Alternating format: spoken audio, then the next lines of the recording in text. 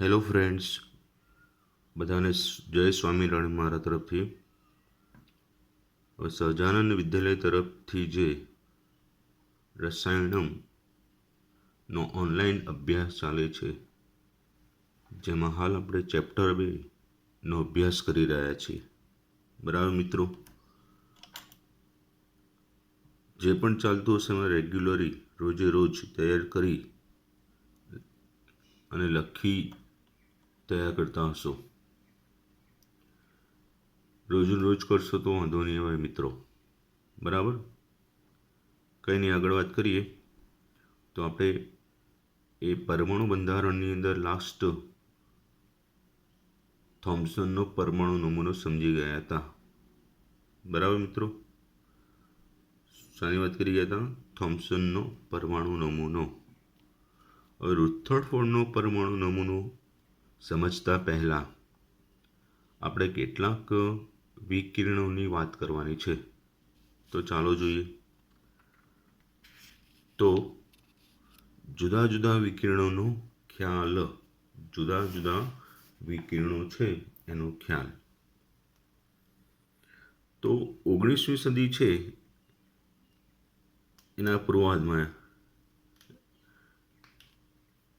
એટલે કે લગભગ શરૂઆતમાં જુદા જુદા પ્રકારના વિકિરણો શોધાયા હતા. તેમાંનો પહેલો આપણે વાત કરીએ છીએ ક્ષ-કિરણો, એટલે એક્સ રે. બરાબર, એક્સ રે કિરણો કહીએ ને. તો આ માટે ખાસ સાયન્ટિસ્ટનું નામ વિલ્હેલ્મ રોન્ટજને 1895માં જે કેથોડ કિરણો હતા, આપણે જે ભણી ચૂક્યા ને આગળ, કેથોડ નળીનો પ્રયોગ, એ કેથોડ કિરણોને ઇલેક્ટ્રોન નળી એટલે કે કેથોડ નળીની અંદર રહેલા જે પદાર્થ છે એ પદાર્થ સાથે અથડાય છે. પદાર્થ સાથે શું કરે છે? અથડાય. અંદર કોઈ બી જે આપણે વાયુ ભર્યો કે કોઈ બી પદાર્થ ભર્યો હોય એની સાથે અથડાય. તો એને કારણે શું થશે કે કેથોડ નળીની બહાર ગોઠવેલા, જે આપણે કેથોડ નળીનો પ્રયોગ સમજી ગયા તે, એટલે કેથોડ નળીની બહાર ગોઠવેલા પ્રસ્વરક પદાર્થો છે એ આવી રીતના શું થાય છે? પ્રકાશિત થાય, એટલે કે પ્રસ્ફુરિત થાય છે. એટલે તે એક પ્રકાશીય ઝબકારો થાય એટલે પ્રસ્ફુરિત થાય. તો રોન્ટજને આ વિકિરણોનો ખ્યાલ ન હોવાથી અથવા ખબર ન હોવાથી એનું નામ ક્ષ-કિરણો, એનું નામ શું આપ્યું? ક્ષ-કિરણો.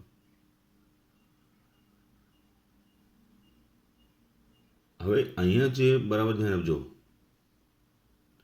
આ કેથોડ નળીની બહાર ગોઠવેલા પ્રસ્ફુરક પદાર્થ સાથે અથડાઈને પછી એ પ્રસ્ફુરિત થાય ત્યારે કેટલાક વિકિરણોનો એને ખબર ન હોવાથી એ વિકિરણોને એને શું નામ આપ્યું છે? ક્ષ-કિરણો. બરાબર, ધ્યાન આપતા રહેજો.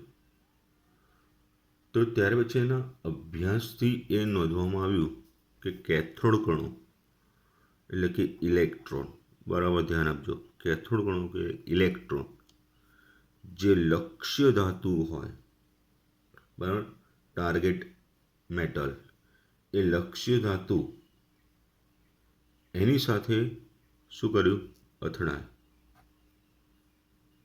એની સાથે અથડાય છે.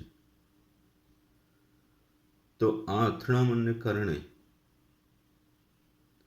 આ અથડામણ છે એ અથડામણને કારણે જે વિકિરણ ઉત્સર્જન પામે છે, ઉદ્ભવે છે, એને જો શું કહેવાય? ક્ષ-કિરણ, એક્સ-રે. એને જ એક્સ-રે કિરણ કહેવાયા. બરાબર, બરાબર ધ્યાન આપજો. શું કીધું છે? કેથોડ કણો ઇલેક્ટ્રોન જ્યારે એની લક્ષ્ય ધાતુ સાથે અથડાય છે, જે આપણે અંદર કોઈ બી ધાતુ મૂકીએ એની સાથે અથડાય, જેમ કે આપણે એનોડ સાથે અથડાયો તો ત્યારે એ અથડામણ બાદ જે વિકિરણ ઉત્પન્ન કરે એને ક્ષ-કિરણ કહે છે. ચલો આગળ પછીની વાત કરીએ. બરાબર, ક્ષ-કિરણની આ વાત થઈ કેવી રીતના ઉત્પન્ન થયા. તેની લાક્ષણિકતામાં ધ્યાન આપતા રહેજો. જે એક્સરે કિરણો છે એ વિદ્યુતીય કે ચુંબકીય ક્ષેત્રમાં વિચલન પામતા નથી કે વિચલન દર્શાવતા નથી. જે આપણે પેલો પ્રયોગ જોઈ ગયા હતા એ. બરાબર, એટલે એમાં સીધા જ પસાર થઈ ગયા. આગળ એ એક્સરેની પદાર્થોમાંથી પસાર થવાની એટલે કે ભેદન શક્તિ ઘણી ઊંચી છે. ભેદન શક્તિ કેવી છે? ઊંચી છે. વિદ્યુતીય કે ચુંબકીય ક્ષેત્રમાં વિચલન પામતા નથી. આ એક્સરે કિરણો છે એ ઘણી ટૂંકી તરંગ લંબાઈ ધરાવે છે. તરંગ લંબાઈનો મતલબ જાણતા હશો. બરાબર, આગળ 9માં આવી ગયું છે.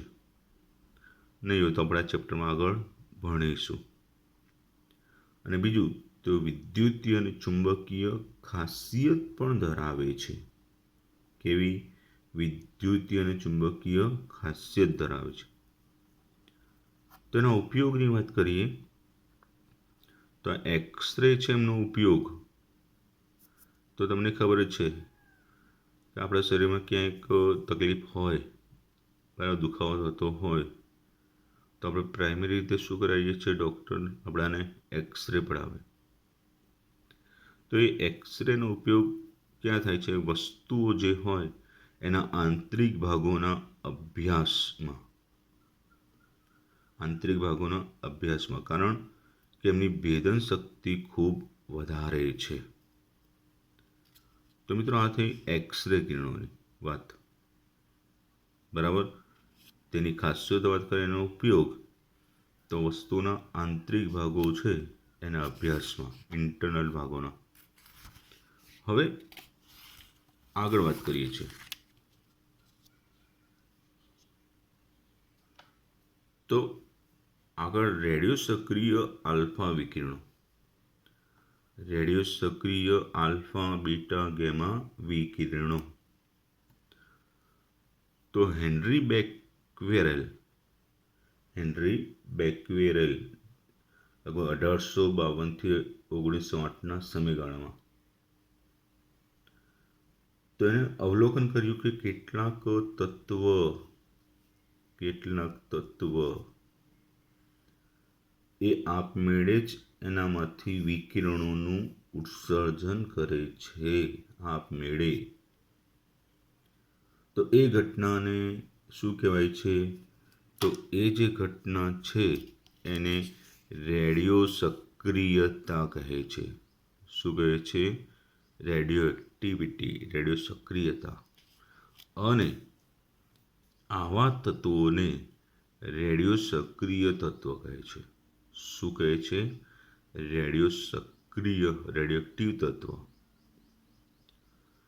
તો આ પછી આ ક્ષેત્રના વિકાસમાં મેરી ક્યુરી, પિયરી ક્યુરી, રુથરફોર્ડ અને સોડી યાદ રાખજો, એ વૈજ્ઞાનિકોએ પણ એમાં ઘણો અભ્યાસ કરેલો છે. એ વિશેનો ખ્યાલ તમારે 12મા ધોરણમાં આનું ચેપ્ટર આવે છે, એમાં ખ્યાલ આવશે. ઓકે, આગળ વાત કરીએ તો આ ક્ષેત્રમાં વિકિરણોના ક્ષેત્રમાં અભ્યાસ કરતા એવું અવલોકન કરવામાં આવ્યું છે કે આવા તત્વો છે એ આપમેળે 3 પ્રકારના વિકિરણોનું ઉત્સર્જન કરે છે કે ઉત્સર્જિત કરે છે. તો એ 3 પ્રકારના કયા છે? આલ્ફા ધનભારિત કણ, બીટા ઋણભારિત કણ અને ગેમા. તો કે ગેમા કેવા? તટસ્થ કણ. બરાબર, કેવા? તટસ્થ. તો આપણે ત્રણેયની 1/1 વાત કરીએ તો પહેલાં જોઈએ આલ્ફા. કોની વાત કરીએ છીએ? આલ્ફા.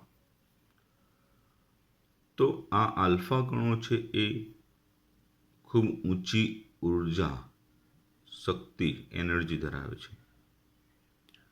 તે 2 એકમ ધનભાર પણ ધરાવે છે, +2.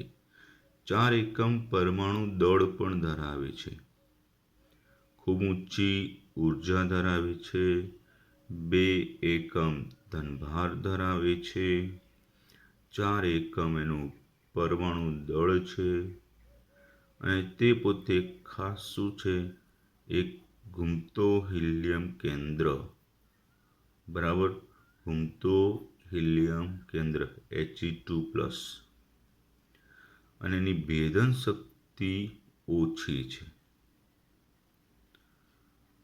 આ આલ્ફા કણ જે છે એને 2 ઇલેક્ટ્રોન મેળવે અથવા આપાત થાય તો પોતે પાછો હિલિયમ વાયુ બની જાય છે. શું બની જાય છે? હિલિયમ વાયુ.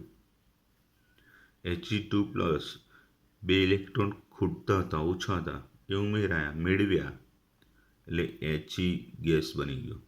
કે હિલિયમ કુદરતમાં વાયુ સ્વરૂપે અસ્તિત્વ ધરાવે. ઓકે, ત્યાર પછી આપણે બીટા કણો. તો જો આ બીટા કણોની વાત કરીએ તે ઊંચી આવૃત્તિવાળા હોય.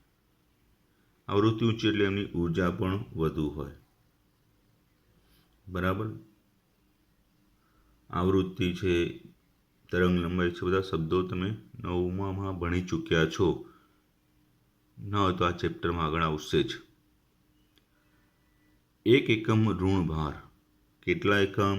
1 એકમ ઋણભાર ધરાવે છે. તેવડું દળ હોતું નથી. તે ઇલેક્ટ્રોન જેવા છે. બરાબર, ઇલેક્ટ્રોન જેવા છે. કોણ? બીટા વિકિરણો. ને કોઈ કણ ધરાવતા નથી. આ બીટા કિરણની આલ્ફા કણો કરતાં 100 ગણી ભેદન શક્તિ છે. બરાબર, ધ્યાન આપો. બરાબર, એટલે બીટા વિકિરણોને જો આપણે કહેવું હોય તો બીટા વિકિરણો બરાબર શું થશે? ઇલેક્ટ્રોન પણ વીજવાળશો ને, એટલે -1 E0. એમ આપણે આલ્ફા કણને લખવું હોય તો આલ્ફા બરાબર 2He4+2. આ પરમાણુ ક્રમાંક, આ પરમાણુ દળ, આ એનો વીજભાર. ધ્યાન આપજો. સારું, ગેમા કિરણોની વાત કરીએ તો ગેમા કિરણો છે એના આલ્ફા કણો, ગેમા કિરણો છે એ આલ્ફા કણો કરતાં 1000 ગણી વધારે ભેદન શક્તિ ધરાવે છે. બરાબર, તો આમ ભેદન શક્તિનો ક્રમમાં જોઈએ તો સૌથી વધુ કોની? ગેમા. એનાથી ઓછી બીટા, સૌથી ઓછી આલ્ફા. એટલે દળને આધારે થઈ ગયું. આલ્ફા કણ દળ ભારે છે, બીટા એનાથી હલકા, અને ગેમા સૌથી હલકા છે. એટલે આ ત્રણેય વિકિરણોની આપણે ચર્ચા કરી. બરાબર, અને ક્ષ કિરણોની. વારંવાર વિડીયો જોતા રહેવાના અને મેઇન પોઈન્ટ જે હાઇલાઇટ કર્યા છે એને સમજતા રહેવાના. 2 થી 3 વાર જોઈ, લખી, તૈયાર કરવાનું. બરાબર. જય સ્વામિનારાયણ.